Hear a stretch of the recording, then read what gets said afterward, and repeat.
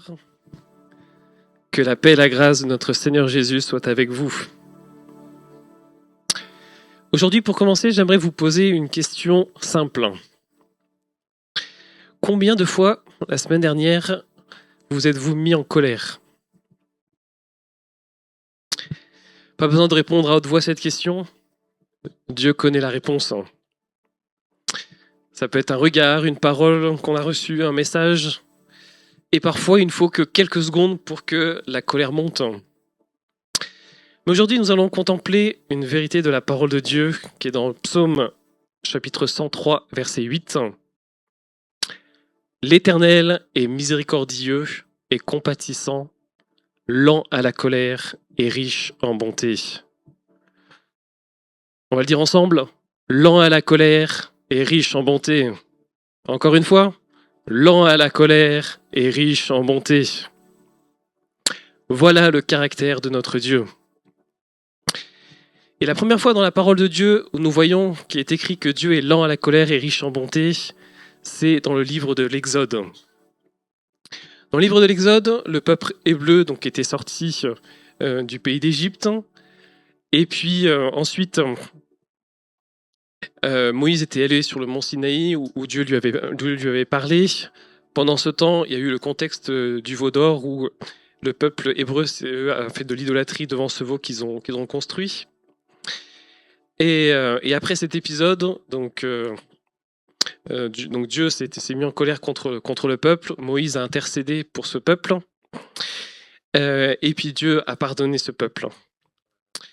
Et juste après cet épisode, Moïse, qu'est-ce qu'il a demandé à Dieu ? Il a demandé à Dieu dans Exode chapitre 33, verset 18, il lui a dit « Fais-moi voir ta gloire ». Et à cette demande qu'a fait Moïse, Dieu a répondu donc au verset suivant, le verset 19. « Je ferai passer devant toi toute ma bonté et je proclamerai devant toi le nom de l'Éternel. Je fais grâce à qui je fais grâce et miséricorde à qui je fais miséricorde. » Quand Moïse demande à Dieu de montrer sa gloire, Dieu promet de faire passer toute sa bonté devant Moïse. Et au chapitre suivant, nous voyons que donc Moïse était remonté sur le mont Sinaï avec de nouvelles tables pour avoir les tables de la loi. Et dans ce moment où Dieu descend dans la nuée, Dieu vient se révéler à Moïse, Exode chapitre 34, verset 6, en lui disant « L'Éternel passa devant lui et s'écria « L'Éternel, l'Éternel, Dieu miséricordieux et compatissant, lent à la colère, riche en bonté et en fidélité. » Donc vous voyez le contexte ? Moïse demande à voir la gloire de Dieu. Et comment répond Dieu ?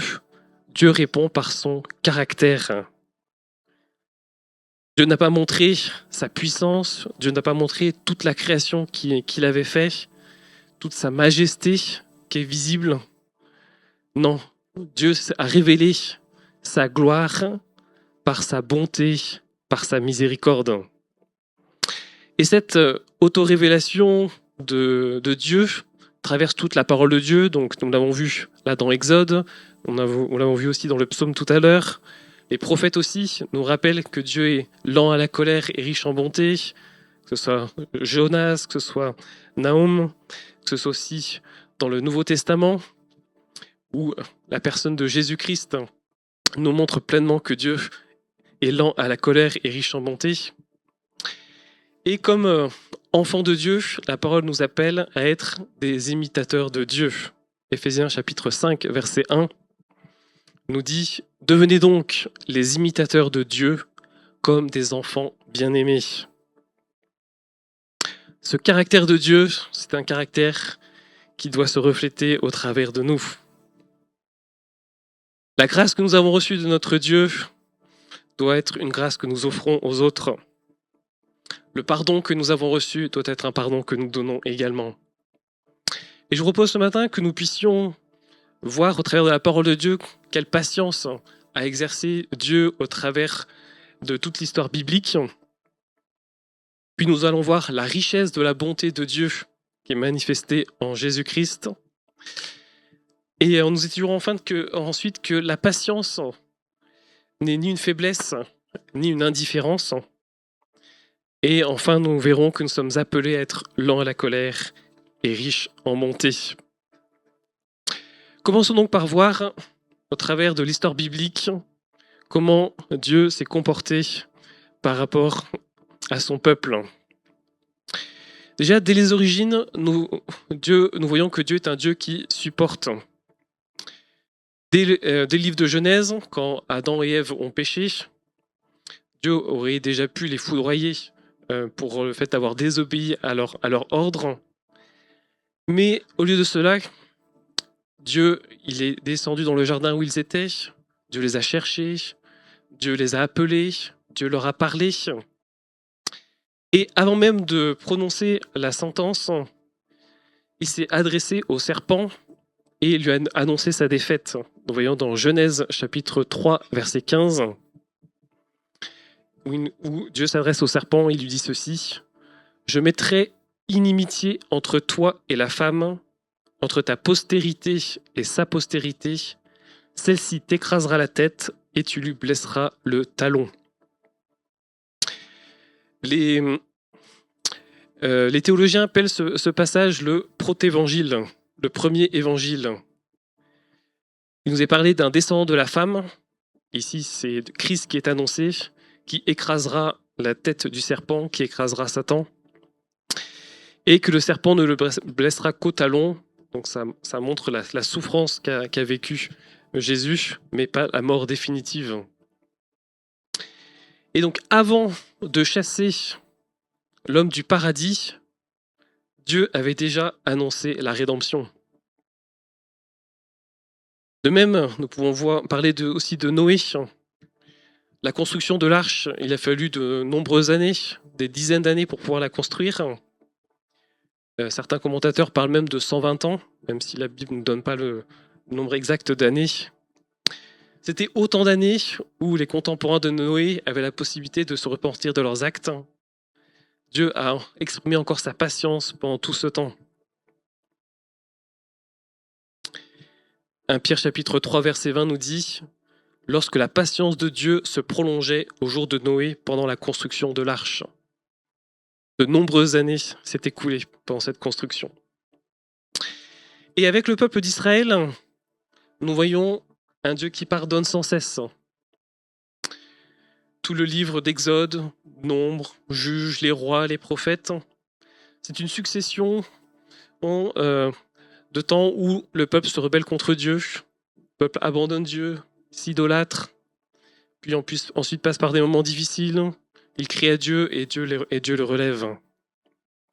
Nous avons parlé du veau d'or, et où Dieu a pardonné au peuple. Et c'est à ce moment-là, alors que le peuple méritait la colère de Dieu, que Dieu s'est révélé comme étant lent à la colère et riche en bonté. Au désert, la parole de Dieu nous dit aussi qu'Israël a mis Dieu à l'épreuve 10 fois. 10 fois, Israël a mis Dieu à l'épreuve, 10 fois Dieu a pardonné. Et puis la période des juges, ce cycle de rébellion, d'oppression, de cris, de délivrance continue sans fin. Et Dieu a aussi envoyé de nombreux prophètes. Dieu, il appelle encore et encore son peuple à changer. Néhémie chapitre 9 verset 30 nous dit: « Tu les supportas de nombreuses années, tu leur donnas des avertissements par ton esprit, par tes prophètes. » Dieu ne veut pas la mort du méchant, mais Dieu veut qu'il se convertisse. C'est pour ça qu'il a envoyé tous ces prophètes, Ésaïe, Jérémie, Ézéchiel, Osée, Amos. Ils ont été envoyés sans cesse par Dieu pour que son peuple puisse changer. C'est également le cas de Jonas. Jonas, il a refusé d'aller à Ninive parce qu'il savait qui est Dieu. Il ne voulait pas aller à Ninive parce qu'il savait que s'il allait proclamer la parole de Dieu, Dieu qui est compatissant, miséricordieux, allait leur pardonner. Genèse chapitre 4, verset 2 nous dit « Je savais que tu es un Dieu compatissant et miséricordieux, lent à la colère et riche en bonté. » Et effectivement, les Ninivites se sont repentis et 120 000 personnes ont été épargnées parce que Dieu est patient. Et la patience de Dieu a un but. Elle nous est révélée dans 2 Pierre chapitre 3 verset 9, où il nous est dit que le Seigneur ne tarde pas dans l'accomplissement de la promesse, comme quelques-uns le croient, mais il use de patience envers vous, ne voulant pas qu'aucun périsse, mais voulant que tous arrivent à la repentance. La patience de Dieu, c'est une patience qui est active. C'est un délai que Dieu nous donne pour pouvoir nous repentir. Et nous, si Dieu n'avait pas été patient avec nous, où serions-nous ? La parole de Dieu nous dit que les bontés de l'Éternel se renouvellent chaque matin. Sa miséricorde se renouvelle. Nous allons voir maintenant que la bonté de Dieu, toute sa richesse, s'est révélée en Jésus-Christ. L'Ancien Testament a révélé la bonté de Dieu et le Nouveau Testament nous la montre avec un visage humain, le visage de Jésus. Jean chapitre 1 verset 17 nous dit « Car la loi a été donnée par Moïse, la grâce et la vérité sont venues par Jésus-Christ. » Et Jésus, lorsqu'il était sur la terre, sa bonté s'est manifestée. Il marchait dans les rues, il touchait les lépreux, ils étaient guéris. Il relevait les paralytiques, il guérissait les malades, il accueillait les enfants. La bonté de Dieu s'est manifestée pleinement en Jésus-Christ. Tite chapitre 3, versets 4 et 5 nous dit « Mais lorsque la bonté de Dieu, notre Sauveur, et son amour pour les hommes ont été manifestés, il nous a sauvés, non à cause des œuvres de justice que nous aurions faites, mais selon sa miséricorde, par le baptême de la régénération et le renouvellement du Saint-Esprit. » La bonté de Dieu a un nom, c'est Jésus. Et la bonté de Dieu, c'est une bonté qui pardonne. Nous voyons l'exemple de la femme adultère qui a été surprise et que selon la loi, elle méritait la mort. Et tous ceux qui l'accusaient voulaient que Jésus la condamne, mais Jésus leur a dit que celui d'entre vous qui est sans péché jette le premier la pierre contre elle. Jésus a exprimé de la bonté envers elle. Ce n'est pas une bonté qui pardonne sans excuser. Non, pardon, c'est une bonté qui pardonne sans excuser. C'est une bonté qui restaure sans banaliser le mal.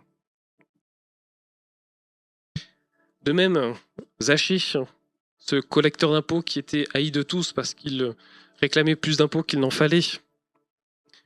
Jésus l'a appelé par son nom, il s'est invité chez lui et il a été transformé. Il a restitué tout ce qu'il avait volé en donnant quadruple à ceux à qui il avait pris de l'argent. La bonté de Dieu restaure, mais sans banaliser le mal. Nous pouvons aussi parler de Pierre. Pierre, il a renié 3 fois le Seigneur Jésus. Et après, au lac de Tibériade, Jésus lui a posé 3 fois cette même question. Pierre, m'aimes-tu ? Pierre, m'aimes-tu ? Et ensuite, Jésus lui a dit, paie mes brebis. Jésus a renouvelé sa confiance en Pierre. Il l'a relevé. La bonté de Jésus s'est manifestée comme une bonté qui ne garde pas rancune. Cette bonté s'est aussi manifestée par le sacrifice sur la croix. Romains chapitre 5, verset 8 nous dit « Mais Dieu prouve son amour envers nous, en ce que lorsque nous étions encore des pécheurs, Christ est mort pour nous. » Dieu n'a pas attendu que nous soyons bons pour aimer. Au contraire, nous étions encore des pécheurs et Christ est mort pour nous. Et sur la croix, qu'est-ce qu'a fait Jésus? Il est même allé jusqu'à prier pour ses bourreaux. Luc chapitre 23, verset 34 nous dit la prière de Jésus: Père, pardonne-leur, car ils ne savent ce qu'ils font. L'amour qui ne se laisse pas vaincre par la haine, mais qui vainc le mal par le bien. La bonté de Dieu est une bonté qui conduit à la repentance. Dans Romains chapitre 2, verset 4, il nous est dit: Ou méprises-tu les richesses de sa bonté, de sa patience, de sa longanimité, ne reconnaissant pas que la bonté de Dieu te pousse à la repentance. Puis un jour que je disais ce passage, ça m'a vraiment parlé, la richesse de la bonté de Dieu et sa patience. Et puis moi je m'impatientais un peu par rapport à certaines personnes que je voyais qui ne changeaient pas aussi vite que j'aurais aimé. Et vraiment ce passage m'a parlé en disant: méprises-tu les richesses de la bonté de Dieu, de sa patience? Soyons patients envers les autres pour leur laisser le temps de changer. La bonté de Dieu n'est pas faite pour nous endormir, mais elle est faite pour nous éveiller. Ce n'est pas une excuse pour pécher, mais au contraire, c'est un appel à se tourner vers lui. Nous pouvons mesurer toute la mesure de la bonté de Dieu à l'œuvre de Jésus à la croix. Mais cette patience de Dieu, ce n'est pas une patience qui est une faiblesse. Au contraire, Dieu n'est pas indifférent par rapport au péché. Lent à la colère, ça ne veut pas dire que je suis indifférent. Que je sois riche en bonté, ça ne veut pas dire que je ferme les yeux par rapport à ce qui se passe. Au contraire, le verset 7 du livre d'Exode au chapitre 34, donc qui suivait celui que nous avons lu où il était dit que Dieu était lent à la colère et riche en bonté, nous dit que Dieu ne tient point le coupable pour innocent et il punit l'iniquité des pères sur les enfants et sur les enfants des enfants jusqu'à la 3e et à la 4e génération. Dieu, il hait le péché, du verbe haïr. Dieu, il déteste le péché parce qu'il blesse ceux qu'il aime, il détruit sa création, il s'oppose à la sainteté de Dieu. Et la patience de Dieu n'annule pas sa justice. Hébreux chapitre 10, verset 31 nous dit que c'est une chose terrible que de tomber entre les mains du Dieu vivant. Sa patience ne signifie pas qu'il ferme les yeux pour toujours. Et à la croix, il nous est dit que Dieu nous a rendus justes. Mais comment Dieu peut-il être à la fois juste et justifier le pécheur? La réponse, c'est que Christ a porté le châtiment à notre place. En tant que pécheurs, nous méritions le jugement de Dieu, mais Jésus a pris notre place. Le péché n'a pas été ignoré, mais il a été jugé en la personne du Fils de Jésus. Et le monde tend à confondre la patience avec la faiblesse, alors que la Bible dit le contraire. Dans Proverbes chapitre 16, verset 32, il nous est dit: celui qui est lent à la colère vaut mieux qu'un héros, et celui qui est maître de lui-même que celui qui prend des villes. Pour conquérir des villes, il faut de la force. Et ce passage nous dit que celui qui est maître de lui-même, il vaut mieux que celui qui prend des villes. Donc celui qui arrive à se conquérir lui-même est plus fort que celui qui conquiert des villes. La patience, c'est lié à la maîtrise de soi.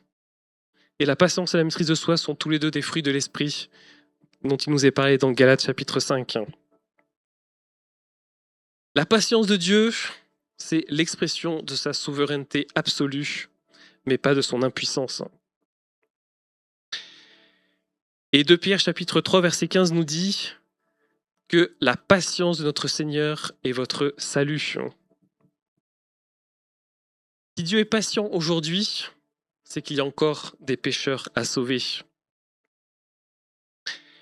Mais cette patience aura une fin, puisque la parole de Dieu nous dit dans Hébreux chapitre 3, verset 15, « Aujourd'hui, si vous entendez sa voix, n'endurcissez pas vos cœurs. » Ce délai aura une fin, la fenêtre va se refermer.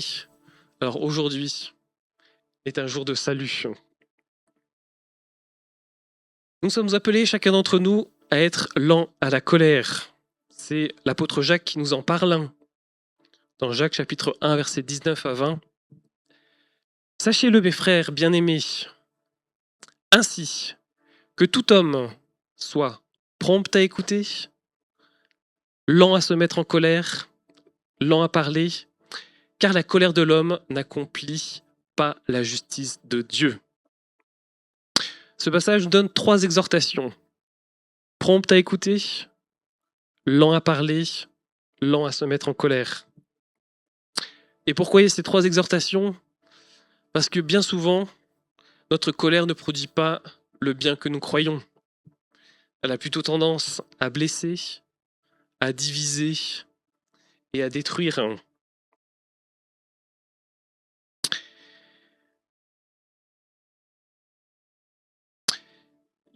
Il faut aussi souligner que toute colère n'est pas non plus forcément un péché. La parole de Dieu nous montre à quelques reprises où Jésus s'est mis en colère. Jésus s'est mis en colère devant la dureté de cœur des pharisiens. Et Jésus s'est aussi mis en colère devant les marchands du temple, où il a dit, donc il a fait partir tous les marchands du temple qui utilisaient la maison de Dieu comme un endroit pour faire du business. Et il leur a dit que la maison de Dieu, c'est une maison de prière, doit être une maison de prière pour tous les peuples. Et qu'eux, ils en ont fait une caverne de voleurs.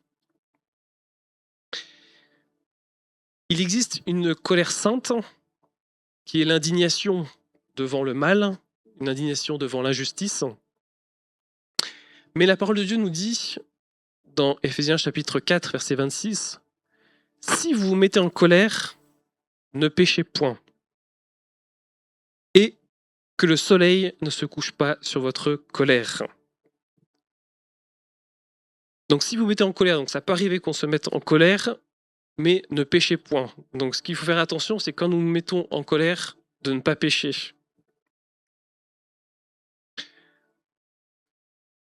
Et que le soleil ne se couche pas sur votre colère, donc ça veut dire que cette colère doit aussi cesser.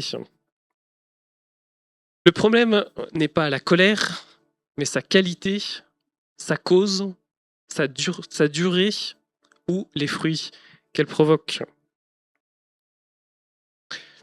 Par exemple, donc je vous parle de ce thème d'être lent à la colère, puisque le Seigneur m'a parlé ces derniers temps par rapport à cela, où je m'étais mis en colère contre mon fils, et puis j'avais parlé durement, puis le Seigneur me dit, voilà, là tu as parlé durement, ça c'est justement des fruits mauvais que provoque la colère. Du coup, je suis allé devant mon fils, je lui dis, je te demande pardon, je me suis mis en colère, je t'ai parlé durement. Si vous mettez en colère, ne péchez point.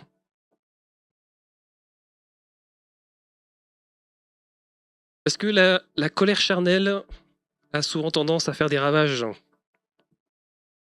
Si nous sommes honnêtes, la plupart de nos colères ne sont pas saintes, mais elles sont charnelles. Elles peuvent être causées par notre orgueil qui est blessé, par des attentes qui sont déçues. Ça peut être aussi par la fatigue, par l'impatience. Elles ont plutôt tendance parfois à défendre notre petit moi, notre ego, plutôt que de défendre la gloire de Dieu.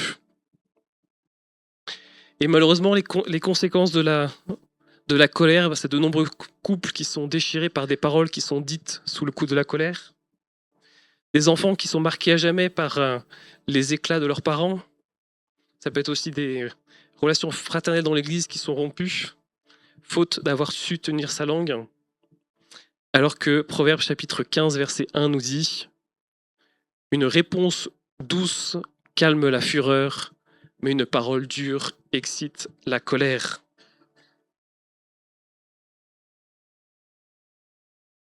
Pensons à répondre de manière douce. Parfois, certains disent « Je suis comme ça, c'est mon tempérament, on ne peut rien y faire. » Ou d'autres disent « Ah, c'est l'autre qui m'a énervé, donc c'est de sa faute si je me suis mis en colère. » Mais non. Personne ne peut nous forcer à pécher. L'autre peut provoquer certes, mais nous choisissons notre réaction. Jésus a été insulté, Jésus a été frappé, Jésus a été trahi, sans répondre par la colère. Tant qu'on accuse les autres, on ne grandit pas. La première étape de la transformation, c'est assumer. Ma colère est ma responsabilité. Et concernant le tempérament, la parole de Dieu dit que Christ veut nous transformer et veut nous donner une nouvelle créature. 2 Corinthiens chapitre 5 verset 17. Si quelqu'un est en Christ, il est une nouvelle créature. Les choses anciennes sont passées, voici toutes choses sont devenues nouvelles. Dieu veut nous donner aussi un nouveau tempérament. Alors comment grandir dans cette grâce d'être lent à la colère? Tout d'abord, contemplons quelle est la patience que Dieu a eue envers nous. Et prions aussi avant de réagir. Le psalmiste dans le psaume 141, verset 3, nous dit « Éternel, mets une garde à ma bouche, veille sur la porte de mes lèvres. » Faisons cette prière pour que l'Éternel puisse garder toutes les paroles qui sortent de nos bouches, qu'il n'y ait pas de paroles dures ou blessantes qui en sortent. Pour grandir dans cette grâce, un conseil que je peux vous donner aussi, c'est de cultiver l'écoute. Souvent, la colère vient d'un malentendu. Et de bien écouter évite ces malentendus et évite de se mettre en colère inutilement. Mais aussi, la patience, la maîtrise de soi, ce sont des fruits de l'esprit.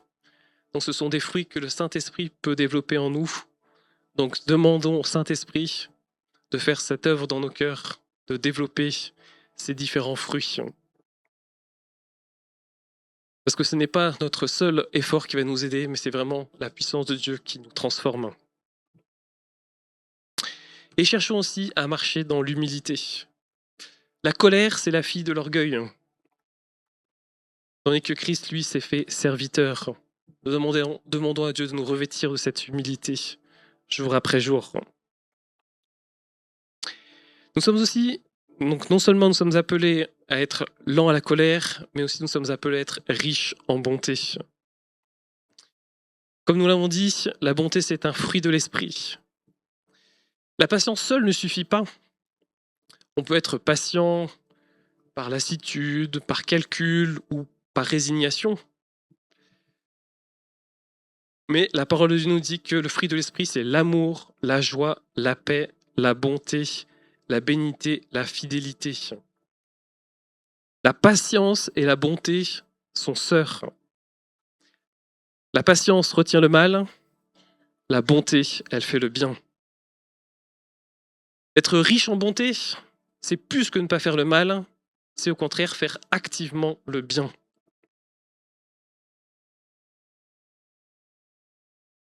Éphésiens chapitre 4, verset 32 nous dit « Soyez bons les uns envers les autres, compatissants, vous pardonnant réciproquement, comme Dieu vous a pardonné en Christ. »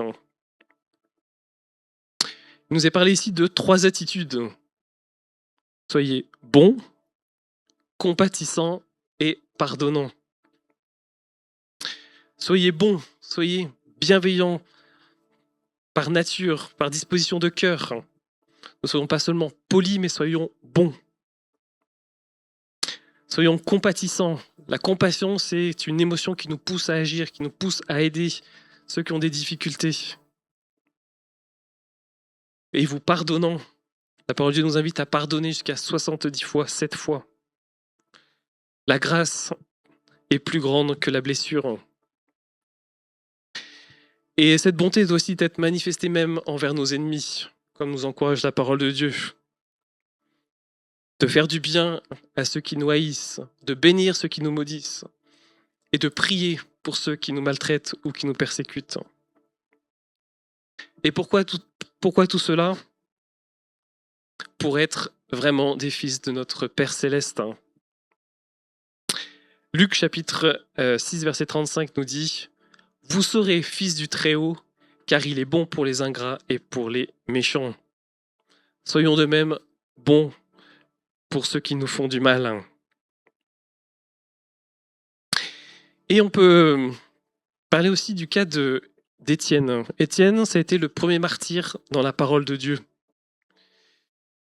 Étienne, lorsqu'on le lapidait, il a prié pour ses bourreaux et il leur a dit « Seigneur, ne leur impute pas ce péché. » Et ce qu'il faut savoir, c'est qu'à la lapidation d'Étienne, il y avait Saul, donc qui est devenu l'apôtre Paul, qui assistait à cette scène. Et on peut se demander si la conversion de Saul n'a pas commencé aussi à ce moment-là, où il a vu la bonté qu'avait Étienne en demandant le pardon de ceux qui le lapidaient. Notre bonté envers nos ennemis peut ouvrir des portes que la prédication seule ne peut ouvrir. Soyons bons envers nos ennemis. Et cette bonté, ce n'est pas un sentiment vague, mais doivent être des actes concrets. Par exemple, visiter les malades, soutenir les veuves et les orphelins, partager avec ceux qui ont faim, accueillir les étrangers, encourager ceux qui sont découragés, pardonner, bénir, donner sans rien attendre en retour. Jacques chapitre 2, versets 15 et 16 nous dit « Si un frère ou une sœur sont nus et manquent de la nourriture de chaque jour, et que l'un de vous leur dise « Allez en paix, chauffez-vous et vous rassasiez, et que vous ne leur donniez pas ce qui est nécessaire au corps, à quoi cela sert-il » La bonté qui ne s'incarne pas est une bonté qui est morte. Pour nous poser cette question au quotidien, quelle bonté concrète puis-je offrir aujourd'hui ?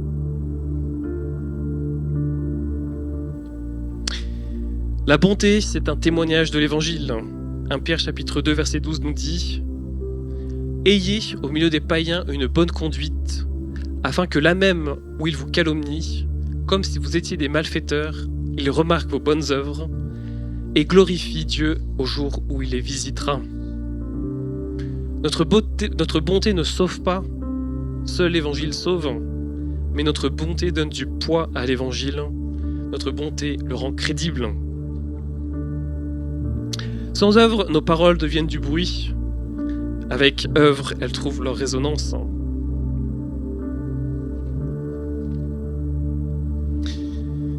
Donc nous avons donc vu comment Dieu a manifesté sa patience tout au travers de l'histoire biblique. Nous avons vu la richesse de la bonté de Dieu. C'est une patience, que la patience de Dieu n'est ni une faiblesse ni une indifférence.